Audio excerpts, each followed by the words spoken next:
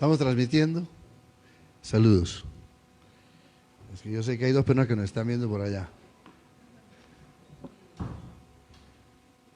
¿Al anuncio de la Libra de Amor?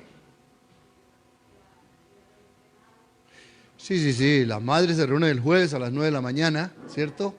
A orar también, tiempo para socializar, comen, yo las veo que comen bastante también, entonces aproveche para tener amistades, sí, aproveche para no guardar la línea, y también traigan su libro de amor. Hay necesidades, si Dios nos ha dado, podemos compartir una librita semanal, no es más, sino una librita semanal. ¿Estamos listos? Bueno, no sé si ya es un grupo cerrado, ya ustedes saben. Martes 7, la reunión de oración. Algo que me hace muy feliz al pararme delante de un auditorio como el que tengo hoy aquí delante mío, es estar seguro, y estoy seguro es la verdad, no estoy tratando de halagarles a ustedes.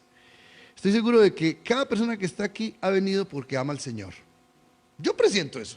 Nadie está diciendo que pereza ir a la iglesia, es que si no me pone un chulo de falla y eso no me gusta a mí. No. Yo no persigo a nadie, pero me gustaría perseguirles más. Pero estamos aquí porque amamos al Señor. Con todos los logros que tenemos y los fracasos y las dificultades, pero ahí está cada uno de nosotros participando de una reunión como esta. Han participado en adoración, un tiempo muy hermoso que nos guiaron estas personas, estos hermanos tan queridos. Participamos orando en las necesidades de otros, participamos dando algo de lo mucho que Dios nos ha dado. Y ahora vamos a participar escuchando la palabra que seguramente pretende que podamos aprender, y eso es lo que yo quisiera que suceda, ¿no es cierto? Y creo que sea así, ¿no es cierto? Eso hace que valga la pena aportar un poquito para que a través de una exposición como esta, el amor de Dios, el amor hacia Dios y la relación con Él crezca. Yo eso aspiro a eso. Sin embargo, tengo una pregunta con la cual quiero como enganchar al auditorio para empezar la argumentación de la exposición. La pregunta es esta: ¿qué cree usted que es lo más difícil de la vida cristiana?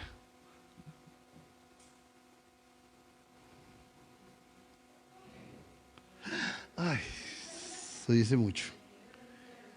Dígame, ¿qué cree usted? Eso no es escrito, cada uno puede conceptuar eso.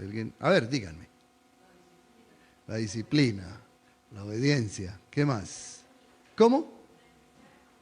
Renunciar a uno mismo, ¿no es cierto? Que traducido casi que es donde llega María Eugenia, ¿no? La obediencia.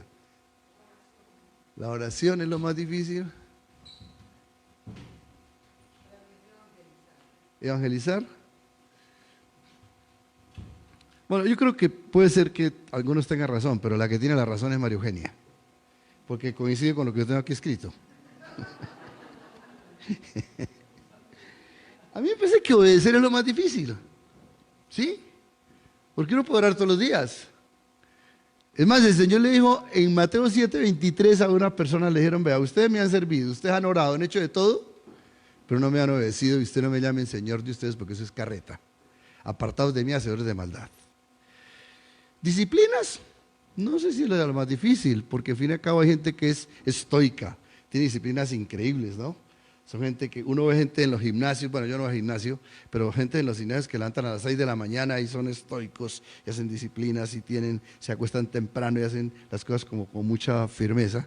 Entonces, disciplina más o menos, como ese régimen es pasable. Pero el tema de la obediencia me parece a mí que es lo más difícil, ¿o no? Cuando Natalia dice renunciar es eso, ¿no? Es como obedecer. ¿Cómo me pongo yo a tono con Dios?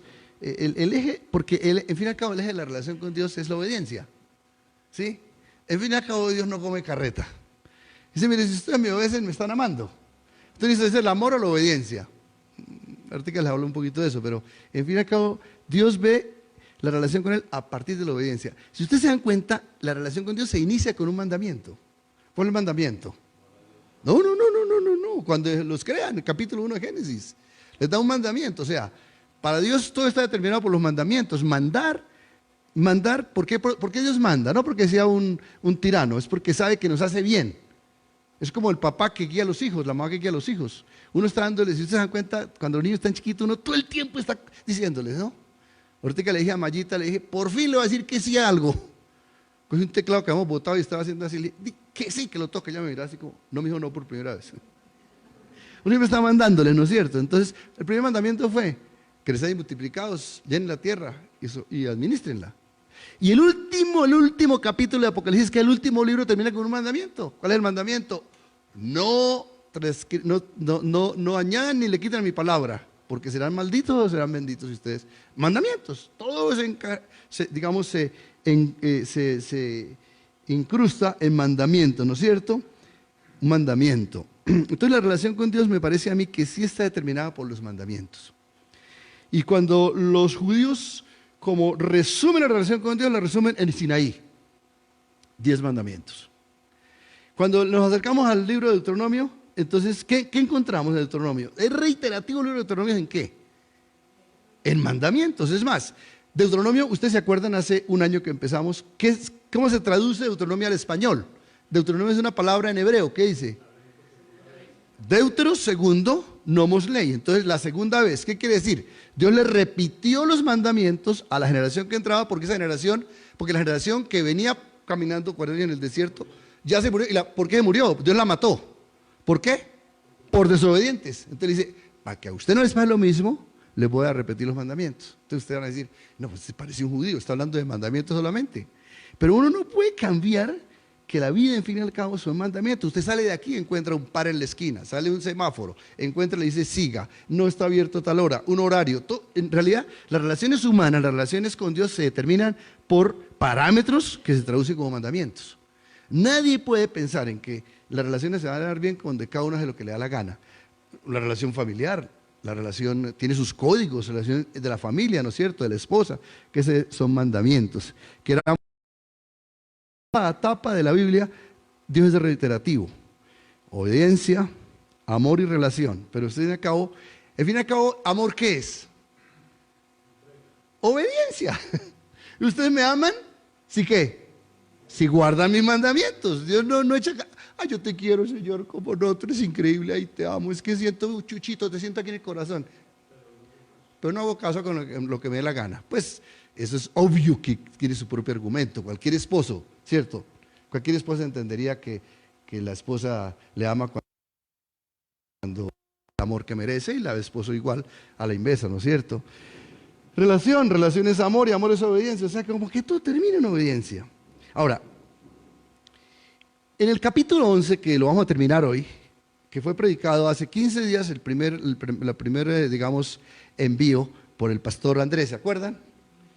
Él habló en el capítulo 11, del versículo 1 al 9, hizo un llamado a la obediencia. Dios hace un llamado a la obediencia y lo argumenta en qué. ¿Qué les dio para que ellos obedecieran? ¿Qué les dijo para que ellos obedecieran? Básicamente les dice, vean lo que yo he hecho con ustedes. Les he castigado y les he cuidado. ¿Sí?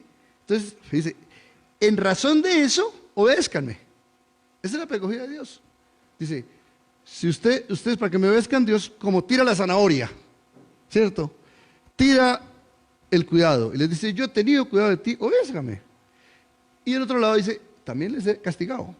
Y el castigo también es un móvil, es una motivación, es un generador de obediencia, ¿no es cierto? Un estímulo. Entonces, evita la desobediencia, porque entonces te va a castigar. Y eso no está escondido en la Biblia, Dios no lo escondió, es que lo vaya camufladito, que es que Dios no castiga. Mentiras.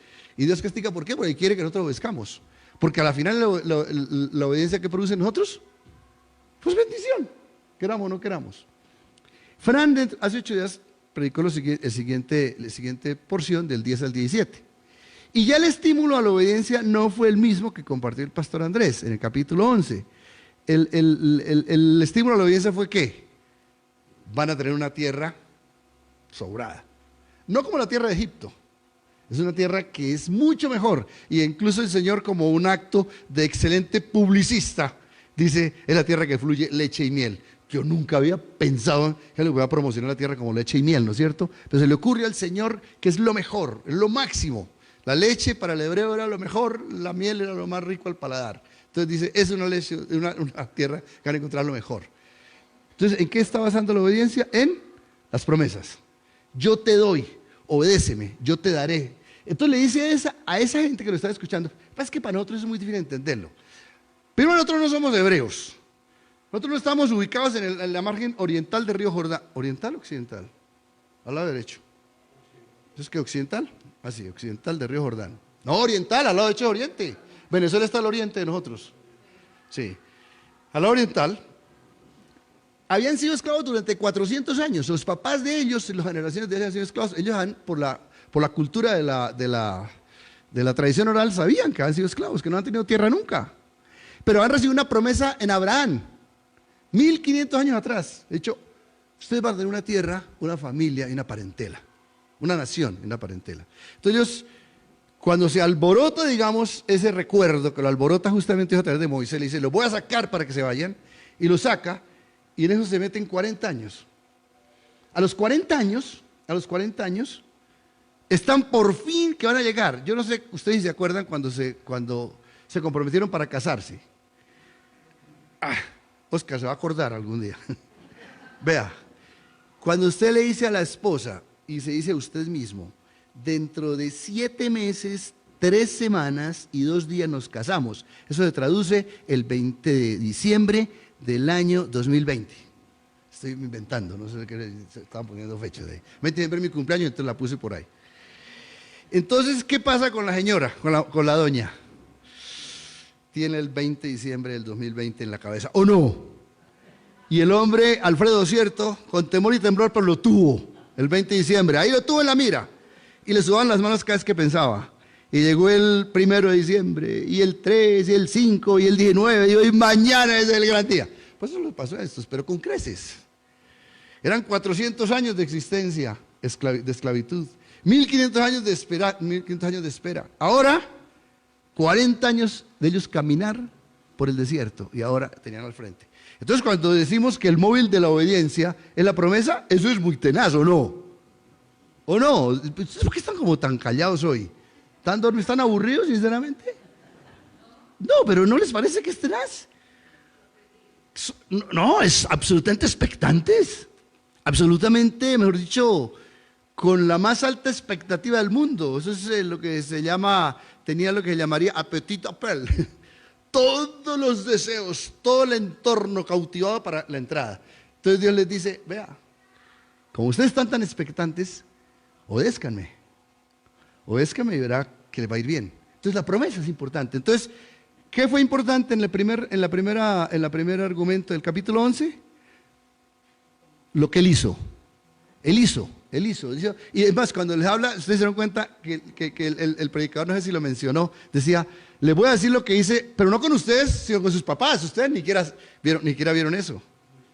Estaban muy chiquitos, ustedes se dieron cuenta, pero para que ustedes en la tradición oral recuerden, yo hice muchas cosas con ustedes. Hice cosas que les dieron mucha satisfacción a sus papás, los cuidé, los enemigos no le hicieron nada. Miren, hice cosas increíbles como por ejemplo en el desierto no tuvieron que cambiarse de zapatos.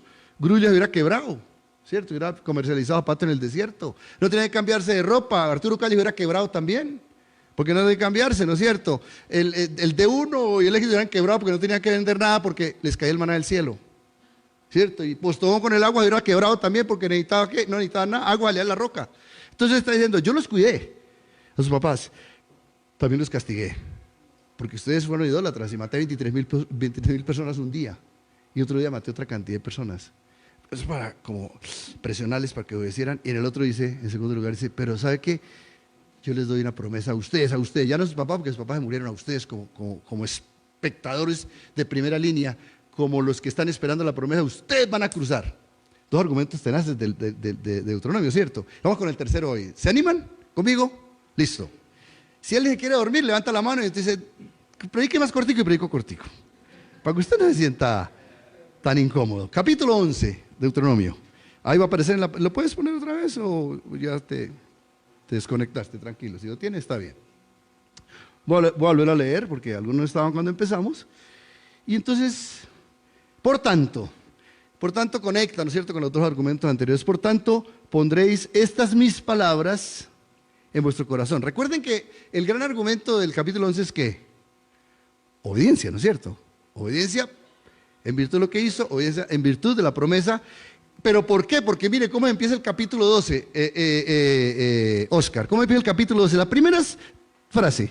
Estos son los estatutos y decretos que cuidarás de poner por obra en la tierra que Jehová tu Dios de tus padres te ha dado para que tengas posesión de ella. Listo. Ustedes se dan cuenta, en este gráfico que les puse desde el principio del año pasado, en noviembre, se dan cuenta que aquí hay una franja al lado izquierdo que habla de los primeros 11 capítulos. Y hoy lo estamos terminando. Los primeros 11 capítulos son los primeros discursos de Moisés para llamar a la obediencia. Y utiliza muchas pedagogías para llamar a la obediencia. El capítulo 11 es como el sumo de llamar a la obediencia. Porque en el capítulo 12 hasta el capítulo ¿qué? 20, ¿qué, Sandra?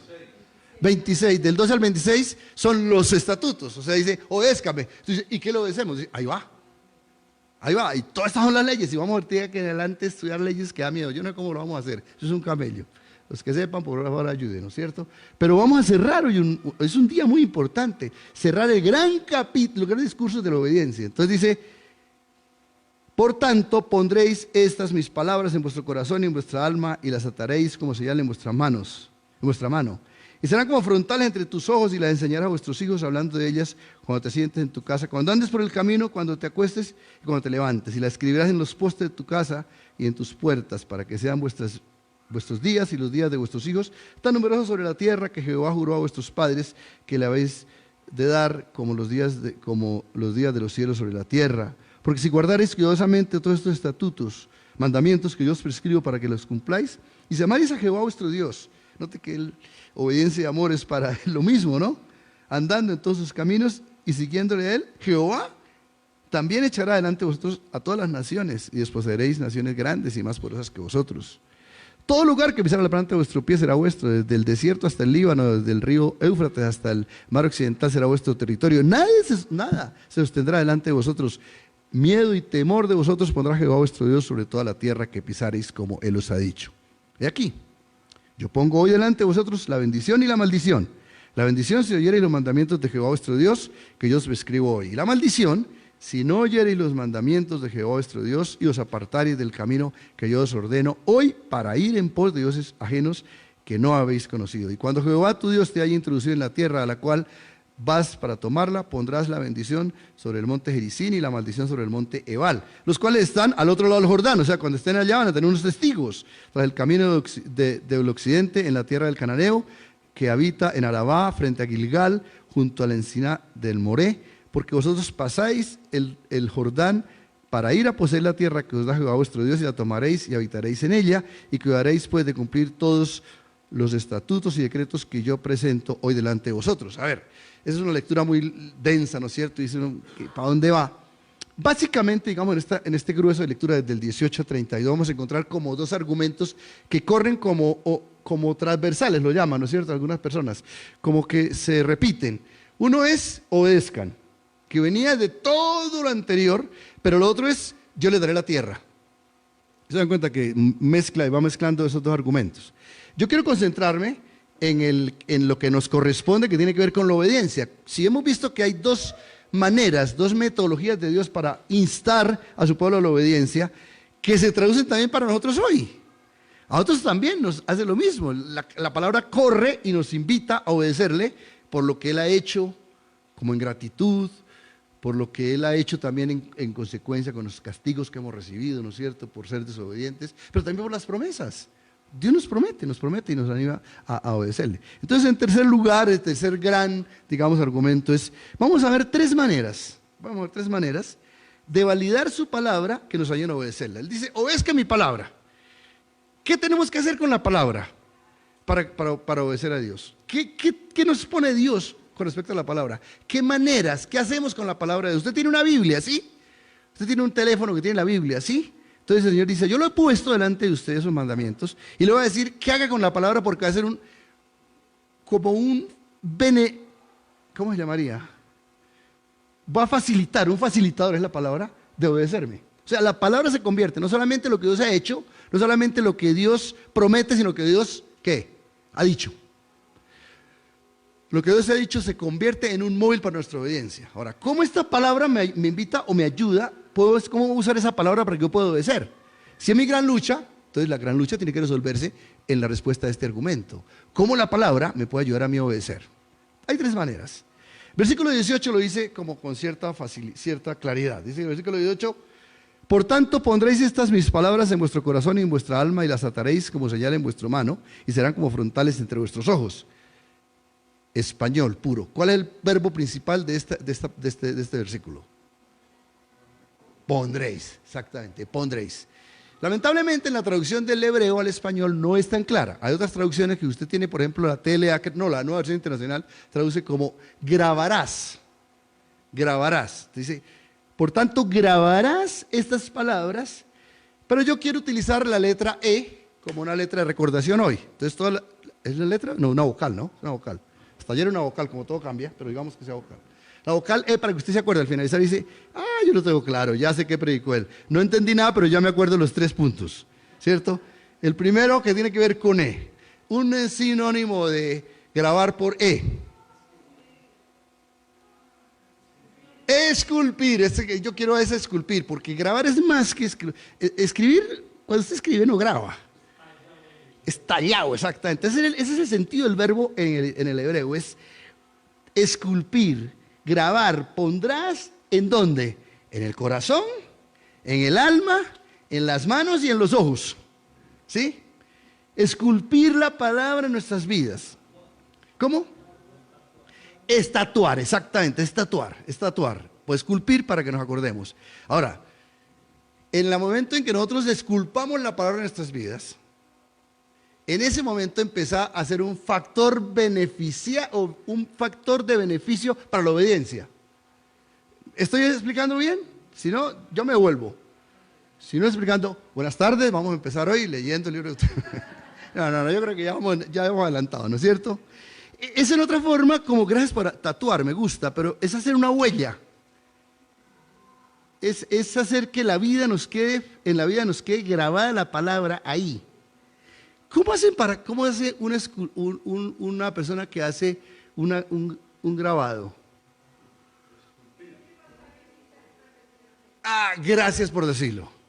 Repetido, ¿no es cierto? Pasarlo por el mismo lugar. Que la palabra marque el corazón, que marque las manos, que marque el alma, que marque los ojos, que marque todo. Todo lo que él pone ahí como sinónimo es para decir que la palabra de Dios sea grabada en sus vidas, esculpida en sus vidas. Cuando eso pasa, nuestra vida tiene un factor de beneficio para obedecerla. Ahora, una cosa es decir el argumento, otra cosa es que eso se dé, ¿cierto? Una cosa es decir que chévere, que yo quiero obedecer a Dios. Y él le dice, ¿y dónde tiene usted la palabra? ¿Cuánto ha dejado que la palabra le taladre, le mete, le tatúe su vida? Cuando la palabra se esculpe de tal manera que nosotros quedamos marcados por ella, es un aliciente para obedecer, es un recurso más que un aliciente. ¿Eso implicará qué? Lo dijo Clarita, ¿no? Repetición, trabajo, determinación, lectura diaria, memorización, meditación, para que se esculpie en la vida. Le voy a decir una cosa. Perdóneme que le diga, una lectura de 5 minutos de la palabra no es de usted ni siquiera escrita con algodón, será. Creo que cada uno tenemos creencias acerca de la Biblia, ¿no es cierto? Usted, por ejemplo, puede creer que la Biblia dice, ¿usted cree, por ejemplo, que mentir es pecado? ¿Sí? ¿Cree que mentir es pecado? Creo que todos creemos, ¿no es cierto?, que mentir es pecado. Es una de las cosas que Dios dice que no mintamos. Es más, lo compara con... Para Dios no hay pecados mayores ni menores, hay pecados. Igual que asesinar, igual que todo, ¿no es cierto? Las consecuencias son diferentes, pero igual, ¿no es cierto? ¿Usted no se ha puesto a pensar cuántas veces nosotros, por no tener esculpida esta sencilla palabrita, no está hablando de otras, esta palabrita, cuántas veces nos damos libertades de mentir? ¿Cómo se esculpe esa palabra de no mentir en nuestras vidas? No solamente repetir, no mentir, no mentir, no mentir, no mentir. No. Vea, por ejemplo, que el gran pecado de la humanidad, donde cayó toda la humanidad, empezó por una mentira. Que todo el trabajo de Satanás es mentir a nuestras vidas acerca de Dios. Que todo lo que pasa alrededor de nosotros, todos los engaños, mire, ¿cuál es el peor problema de Colombia? Todos decimos que la corrupción. ¿En qué está basado? En la mentira. Sostenido en la mentira. La gran defraudación del fisco es basada en la mentira, ¿cierto? ¿Aquí hay contadores? ¿Hay abogados? No, no estoy hablando de los contadores y los abogados. Solamente les digo que Jesús está crucificado entre un abogado y un contador. Lo único que les digo. No les digo más, ustedes pueden entender qué quise decir. Vea. Nada más algo tan sencillo como que llegamos a calificar irresponsablemente mentiras blancas y mentiras negras y una cantidad de estupideces.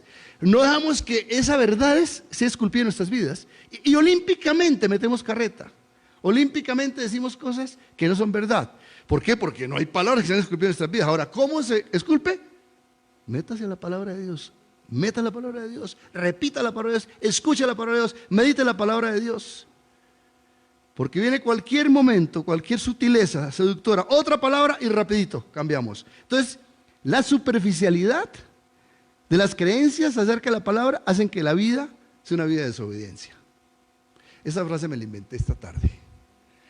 La superficialidad acerca de las creencias, de la palabra de Dios, hacen que la vida sea una vida de desobediencia. O sea, en la medida que usted no permite que se tatúe la palabra en sus vidas, en la medida que no permita que se meta, ¿cómo? Que se grabe. ¿Cómo grabamos? Yo he visto que gente graba, los muchachos graban canciones y uno se graba las canciones por repetirlas, ¿cierto? Pues así la palabra de Dios se graba en nuestros corazones por repetirla y facilita. Por eso estoy siendo facilitadores de la obediencia al Señor. El Salmo dice, pero en la ley de Jehová está su delicia y en la ley medita ¿cuándo? De día y de noche. Esculpirle es para que nunca se nos olvide que cualquier situación que esté delante de nuestros ojos, de nuestra mente, de nuestros recuerdos, de nuestras decisiones, de nuestras emociones, salgan al paso cuando hay una oferta diferente.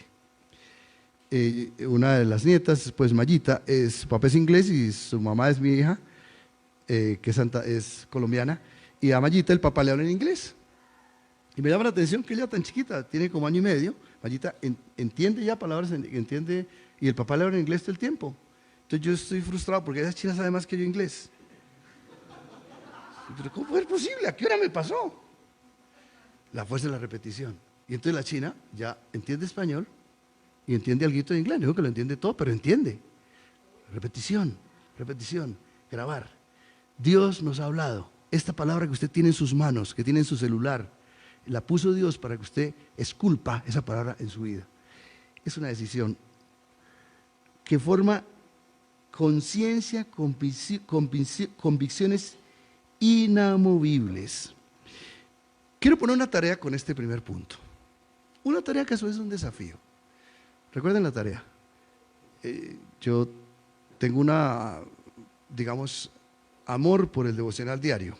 Alguien me dijo una vez que eso era como una forma fetichista de ver la vida, que Dios me puede ver a través del devocional. Yo puedo aceptar esa crítica, pero yo no puedo entender que una persona que no tenga una vida devocional pueda pensar que puede esculpir la palabra en su vida. No es posible. Y la tareita es esta. Yo les animo a que cada día tengamos una horita con Dios, una horita con su palabra y con la oración. Y el Señor va a esculpir la palabra en su vida. Y entonces, en consecuencia, ¿qué va a pasar? Seremos obedientes a Dios. Habrá una facilidad mayor. Habrá una propensión, si queremos decir, a obedecerla. Y yo le animo a que piense, ¿cuán esculpida está la palabra en mi vida? ¿Qué tengo yo de la palabra esculpida? Si me fueran a mirar qué tatuaje tengo en el corazón, en los ojos y en la mente acerca de la palabra de Dios, ¿qué me tatúa en mi vida? Posiblemente me tatúa una cantidad de anhelos, de sueños, de canciones, de cuentas, de economía y todo, pero ¿qué tengo de la palabra en mi vida? Entonces usted no se queje cuando diga que ser obediente es difícil. Si Dios le dice si es difícil, pues claro que es difícil. Por eso nos llama a crucificarnos, como dijo Natalia, a sacrificarnos por la obediencia, pero una facilidad que nos da el Señor es esculpir la palabra. ¿El primer punto cuál es? Esculpirla, ¿no es cierto? Versículo 19 nos da el segundo. ¿Cuál es el segundo? Por favor, léelo en voz alta, ¿sí? Léelo a ver si nos da. ¿Sí?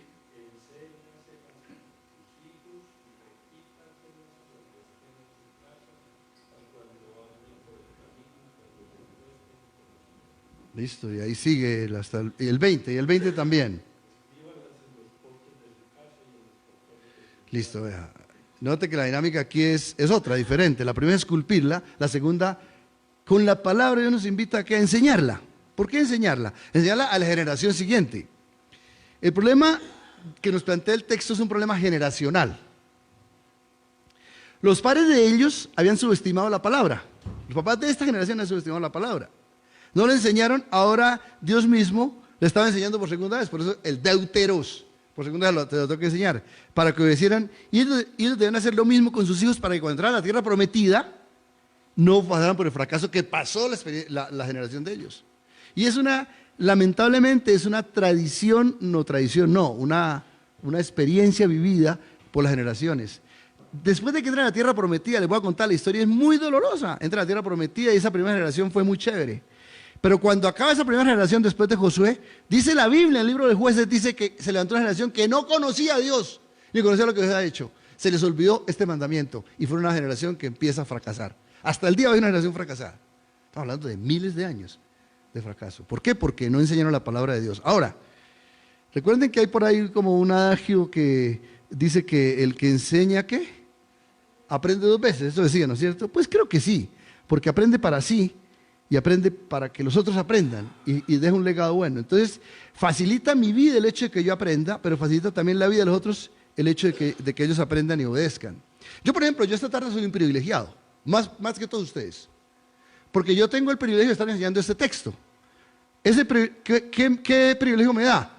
Que yo tengo más afectación de esta palabra en mi vida. No que sea mejor que ustedes, que tengo más afectación. ¿Por qué? Porque yo ya la mastiqué. ¿Por qué? Porque tuve que estudiarla para que ustedes lo obedecieran, para llamar a ustedes a la obediencia, para que ustedes le enseñen a otros, para que ustedes se preocupen de enseñarla a otras personas. Entonces esa palabra me facilita en alguna medida o me pone en una disposición de ser más obediente a Dios. No es ser mejor, ser más obediente a Dios.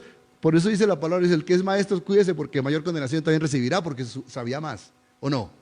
¿Listo? Ahora ustedes ya saben, está en la olla también.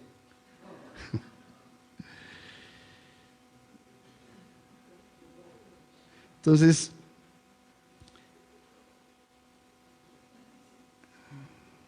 ¿cómo dice que la enseñen? ¿Qué versículos utilizan ahí en el versículo 19 y 20? Dice, primero cuando estén sentados en la casa. ¿Sí dice así? No, dice, cuando estén sentados en la casa, cuando estén andando en el camino, cuando se acuesten y cuando se levanten. Entonces, ¿en qué tiempo? Lo que está diciendo en el fondo este texto es que la palabra es el eje de la vida de uno y de la vida familiar. Óigame bien, papás. Esto no es carreta de hace 2000 años o de hace 3500 años. La palabra ha de ser el eje de nuestra relación con los hijos. Dicen, no, pero eso existe porque es pastor, no sabe decir otra cosa. No, yo tengo hijos normales como los suyos. Pero también tenemos que ser normales, como la palabra de Dios dice que seamos normales. Así dice la palabra de Dios, me parece a mí que es la recomendación de este texto, así es la relación con nuestros hijos. Ahora, ¿qué dice la palabra de Dios, hijo? ¿Qué dice la palabra de Dios? Solo un corazón esculpido puede enseñar a la final a que nuestros hijos aprendan la palabra y que la puedan obedecer. Yo no creo que nadie en esta vida sea de buenas que le salen hijos buenos. Eso es carreta. A uno le salen hijos buenos, a uno no le caen hijos de un árbol. La formación a través de la palabra de Dios. Cuando la palabra de Dios es como el derrotero de nuestras vidas, y los que se van a casar, tengan en cuenta eso. Los que están casados, tengan en cuenta. Los que tengan hijos en cualquier edad, tengan en cuenta. Revisemos nuestros diálogos con nuestros hijos. Ellos deben entender la urgencia que nosotros tenemos de la palabra de Dios. No son los días del culto. Esos son circunstancias de momento. Pero es el diario vivir. Que la palabra de Dios sea el derrotero nuestro. Ahora, esto suena un poquito a fanatismo. Usted va a decir, pues está predicando, tiene que decir eso. ¿Qué le parece a uno todo el tiempo uno predicando en la casa? Yo no estoy diciendo eso.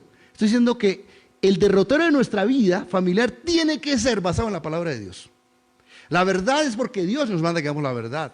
El buen trato al esposo es porque Dios nos manda eso, porque Dios le manda eso. El orar por el enfermo en la casa es porque Dios nos manda eso. El orar por los alimentos es porque lo aprendemos en la palabra de Dios. El glorificar a Dios es porque la palabra de Dios me lo pide. El cantar una alabanza en la casa es porque Dios me lo pide. No porque seamos unos religiosos baratos todo el tiempo levantando las manos. Es porque tenemos el derrotero de la palabra de Dios. Eso es enseñarla. Dice, en el tránsito, ¿no? Dice, cuando estés sentado, cuando estés andando, cuando estés acostándote, cuando estés levantándote, todo el tiempo, pero no como un tiempo fanatismo, un tiempo fastidioso, sino que la palabra sea un recurso. Yo quiero poner una tarea. Vamos una, ¿no es cierto? ¿Llevamos una tarea? Esta es la segunda.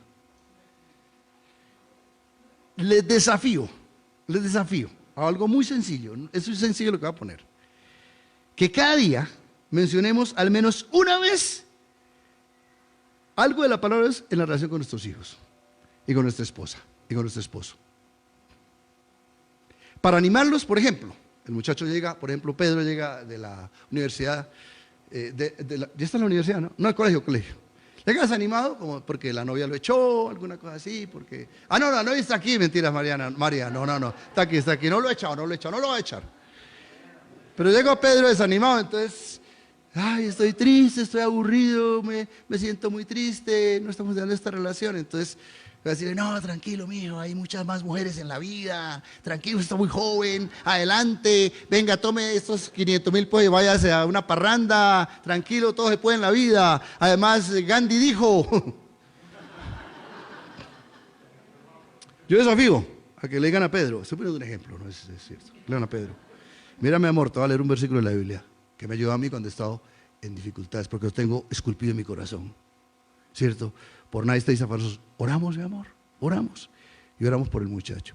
Un desafío, una sola cosa. No estoy diciendo que lo fastidien todo el tiempo. Bueno, ahora la Biblia en el capítulo 3 de Apocalipsis. Ahora en Josué 3. Ahora No, ese chino se va a la casa. Se casa rapidito. ¿Está bien la tarea? ¿La entienden? Cuando la persona está enferma y está quejándose, no, yo conocí el mejor especialista. Sí es cierto, no estoy diciendo que los médicos no valen, pero hay un Dios que está por encima de la enfermedad. Es que el esposo llega cansado, es que no me rindieron los negocios. Usted como es un inhábil, usted no sabe nada, o que va a sacar un préstamo.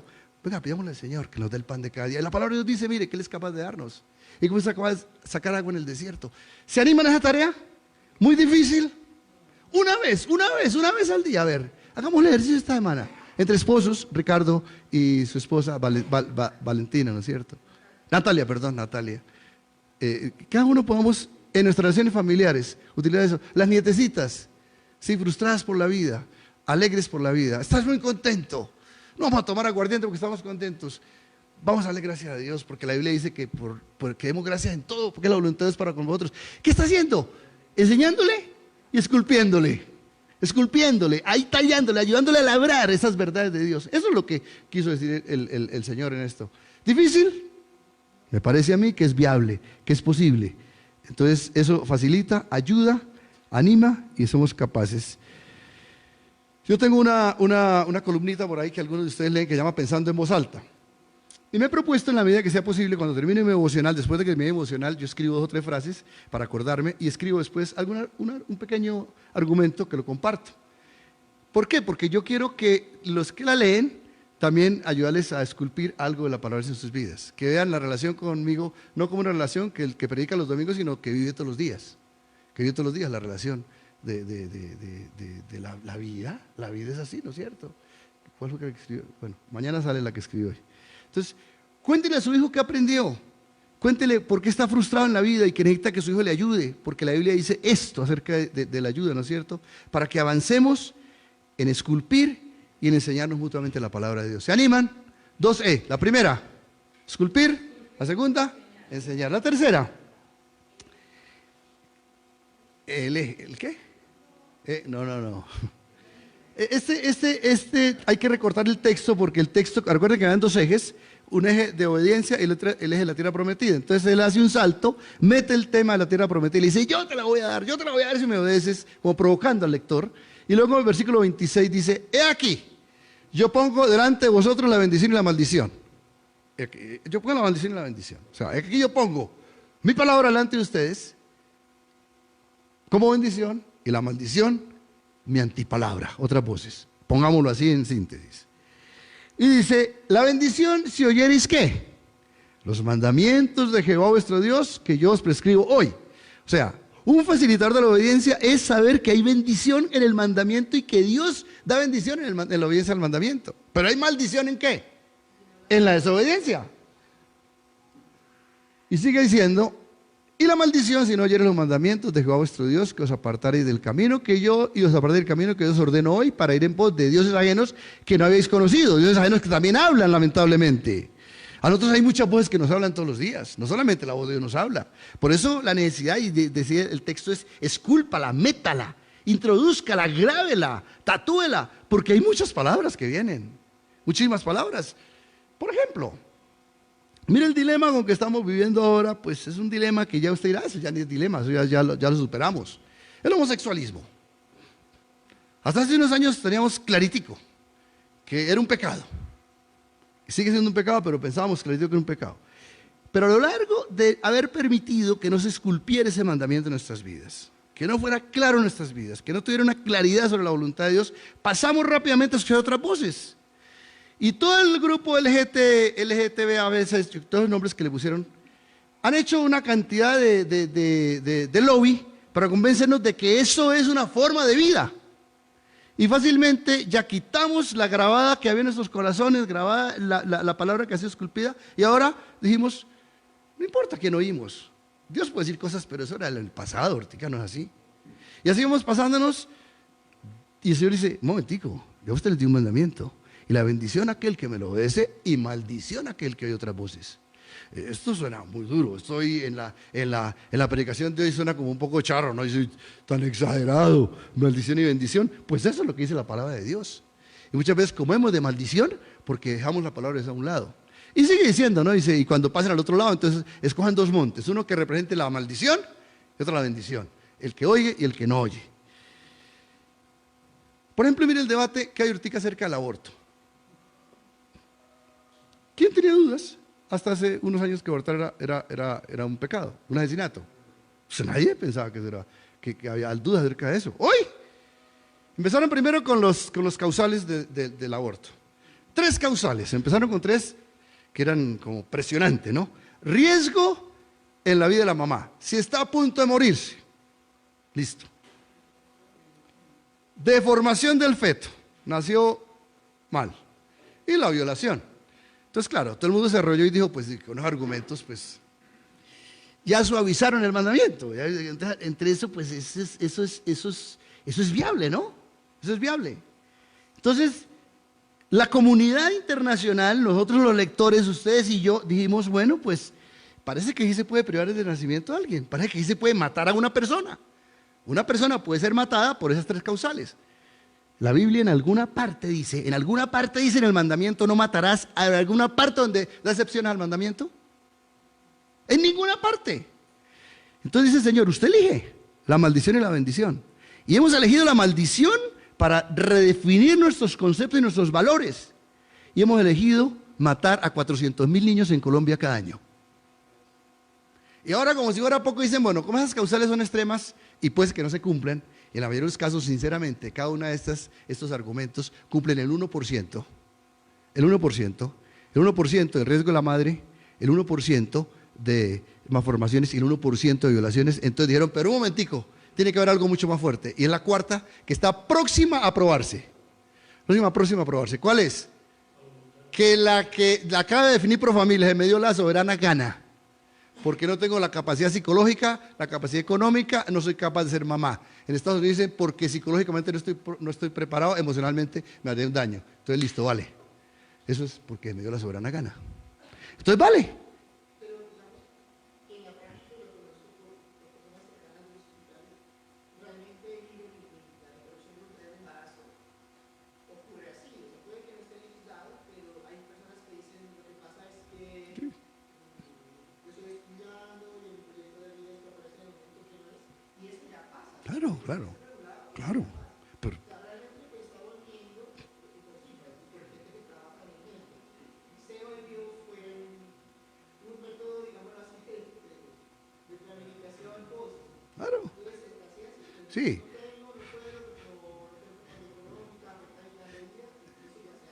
No está legalizado, pero sin embargo estoy de acuerdo con que se hace. Y otra vez, Profamilia. Miren, lean los argumentos de Profamilia. No hay ninguno de los 3 argumentos. Sencillamente ella psicológicamente no está preparada. Entonces, sencillamente, el mandamiento que Dios pone dice, Dios dice, maldición y bendición. ¿A qué le suena esto? A elección, ¿cierto? ¿Usted elija? Entonces, la tercera es, ¿elija qué? Elija la obediencia, elija la palabra de Dios, elija la palabra de Dios. Ahora, pareciera que voy a entrar en un tema, finalmente, en un tema que es controversial, el concepto de libre albedrío. Dios no nos ha dado a nosotros libre albedrío.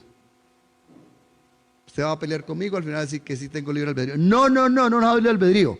Dios dice, la realidad del mundo en el cual usted está por causa de la caída tiene dos perspectivas. Una perspectiva que es la obediencia a Dios y una perspectiva que es la desobediencia a Dios. Una perspectiva que es el camino ancho del mundo, otra que es el camino angosto. No nos está diciendo Dios, elija. No nos está diciendo Dios, elija. Más o menos yo puse un ejemplo de estos días que argumenté sobre esto. Como que un hijo suyo tiene sed y hay un vaso con agua o con un líquido que es transparente, que es agua, y un vaso que es transparente, un líquido transparente que es veneno. ¿Usted sabe cuál tiene agua y cuál tiene veneno? Le dice, elija. ¿Usted haría eso? ¿Haría usted eso? Decirle al hijo, elija porque los dos son parecidos. ¿Usted qué le diría? No sé, tómese este. No, note que no tiene libre albedrío. Ese hermano no tiene la capacidad de elegir. Porque por causa del pecado nosotros hemos elegido regularmente la maldad. Entonces el Señor lo que dice es, si es cierto que la realidad está dividida entre maldición y bendición, entre obediencia y desobediencia, pero yo quiero que ustedes elijan obedecer mi palabra. Esa elección que Dios tiene predeterminada para nosotros nos hace bien.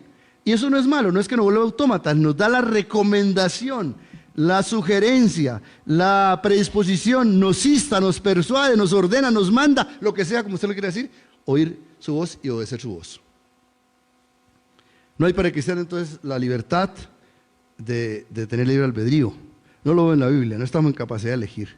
Entonces obediencia es elegir la palabra de Dios. Una tarea final. Y tiene que ver con esto. Hay cosas en la Biblia que yo no entiendo, como seguramente ustedes no entienden. Hay cosas que no. Además, Deuteronomio en el capítulo 29, versículo 29 dice, hay cosas que han sido reveladas para que los hijos de los hombres las entendamos, hay cosas que no han sido reveladas. Hay cosas que yo no entiendo. Yo no entiendo, por ejemplo, el concepto de la gracia tan interminable que nunca nos condena. Eso para mí es muy difícil de entender, porque a mí hay un momento en que me dejan la piedra y quiero matar a todo el mundo.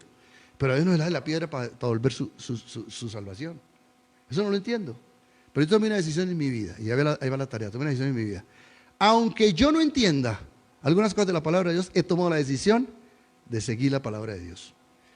De ponerla como un favorecimiento en mi vida hacia la palabra de Dios. Hay cosas que usted no va a entender, cosas que es difícil de computar. Es difícil de entender, por ejemplo, que un niño no lo puedan matar en el vientre de su mamá porque está vuelto nada. Y cuando viene ese argumento, le dice Dios a Moisés, ¿y yo luego no fue que formé ese niño también? ¿No formé al mudo y al ciego y al tartamudo y al que no tenía vida, como usted piensa? ¿Usted tiene derecho a matarlo? ¿Tiene derecho a determinar la vida? Yo no entiendo por qué no. Lo mejor es salir del chino, ¿o no? Salir de lo que sea que estorbe. Dice, no. Pero como no hemos entendido las cosas, tantos secretos de Dios, sí tenemos que tomar. La tarea es esta. Hago un pacto hoy con Dios para decir, aunque no entienda, aunque para mí es difícil comprender, aunque para mí es difícil porque hay otras voces que me persuaden a pensar que hay otras posibilidades. Posibilidades, por ejemplo, de saber que mis impuestos se los roban unos sinvergüenzas. Entonces, ¿por qué yo no puedo sustraerme de pagarlos? Yo no entiendo, ¿por qué no? Pero dice que no. Entonces obedezco al César lo que es de César y a Dios lo que es de Dios. ¿3 tareas dijimos? ¿3 tareas? Sí. A ver si se acuerdan las 3 tareas.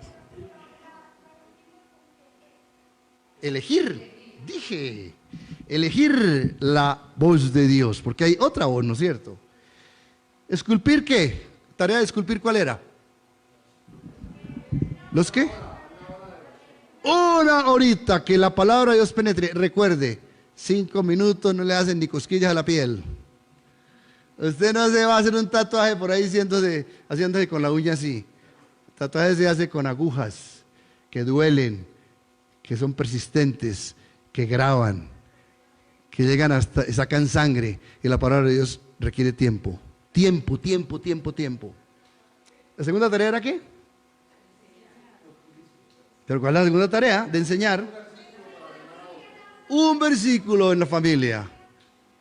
Un principio, un versículo. No le recite de Biblia al chino porque va a cansar de la niña, pero sí dígale una cosita. Vea, los niños tan pequeñitos, los nietos míos, los pequeñitos, los papás, todos los días le hacen una lecturita Cursiquítica, 3 minutos. Y ya le están, como una gotera, como una gotera. Yo digo, estos chinos ni entienden. Estos chinos, ¿para qué pierden uno tiempo con ellos? Pienso yo, ¿no? Pero ahí nos enseña, la palabra dice, dígales, cuando se acuesten, cuando se levanten. Toda circunstancia en la vida es oportunidad para usted como papá que tiene el corazón esculpido, con la palabra de Dios, esculpir a otro. Eso es enseñar a otras personas. Y la tercera tarea que viene a elegir es ¿qué? Pacto. Un pacto, un pacto. Es un pacto entre usted y Dios. Dios mío, yo hay cosas que no entiendo. Hay cosas que no quisiera hacer porque no me da la gana, pero quiero aceptarlas como la verdad tuya. Están por encima de mí. Yo voy a terminar con una frase que dice, Dios no demanda lo que no podemos hacer, pero demanda más de lo que podemos hacer. Piénsela porque eso hay que echarle cabeza. Dios no demanda lo que no podemos hacer. Dios no le pide a usted que huele, usted no lo puede hacer. Dios no demanda lo que no podemos hacer, pero demanda más de lo que podemos hacer. O sea, Dios no se queda con lo que usted puede hacer. Dios nos pasa a un plano mayor que el que nosotros podemos hacer. Nuestra relación con Dios es una relación espiritual, una relación sobrenatural. Es una relación que trasciende el poderío humano, lo que podemos hacer aquí en el contexto. 13, Juan, dígamelas. 1, es. 2, enseñar, elegir. Oremos. Y a la final, el otro argumento que quedó ahí, los versículos que no leímos después, quedó, y al final tendrán la tierra prometida. Nosotros no somos judíos, no estamos teniendo la tierra prometida, pero ¿qué significa? Al final significa disfrutarás de la herencia de Dios. Serás una persona feliz. A mí me gustó que hoy Oscar insistió, ¿no? Pero ustedes están como tristes, están como aburridos. ¿Qué les pasa? ¿Cierto? Y insistía, como tratando de sacarnos. Saquen su cristianismo donde lo tienen. Claro.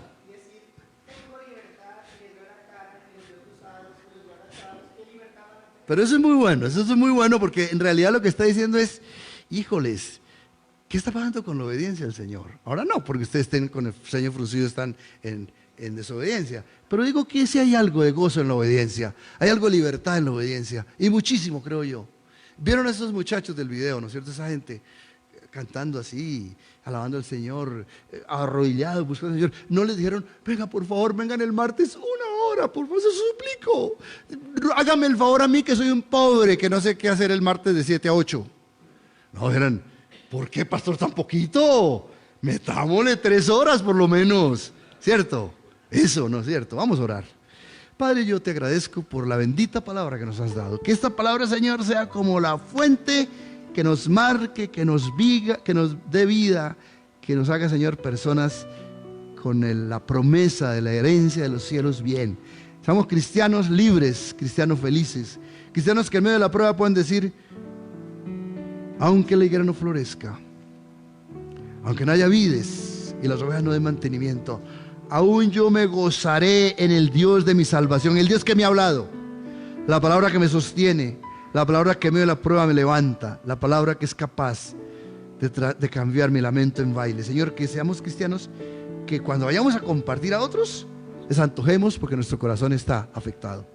Recordamos cuando los discípulos, el día que se pararon después de Pentecostés, los vieron borrachos. Y es el embriague del feliz, del alegre, del que tiene un impacto por la Biblia, por el Señor en su vida. Y así que seamos nosotros, Señor. No somos una comunidad de arrinconados, metidos aquí los sábados como escondidos, tratando de sacar un poquito de religión para meterla en el corazón, para vivir el resto de la semana con un poquito de religión, Señor. Que seamos cristianos que digan, vale la pena, porque he encontrado la fuente de mi felicidad, que es Dios, la obediencia, la palabra de Dios. Sácanos, Señor, de la religiosidad y métenos en contacto contigo. Que esa palabra bendita nos hable, nos llene, nos llene de vida, nos dé gozo, Señor. Ayúdanos a hacer la prueba y a meterla ahí en el corazón y a meterla en nuestros hijos y a elegirla sobre todas las cosas. Te agradezco por esta tarde, Señor. Y recordando algo que se nos esculpió en el corazón, que Cristo vendrá por segunda vez, nos despedimos juntos diciendo, Maranata. Dios les bendiga. 3 minutos tarde.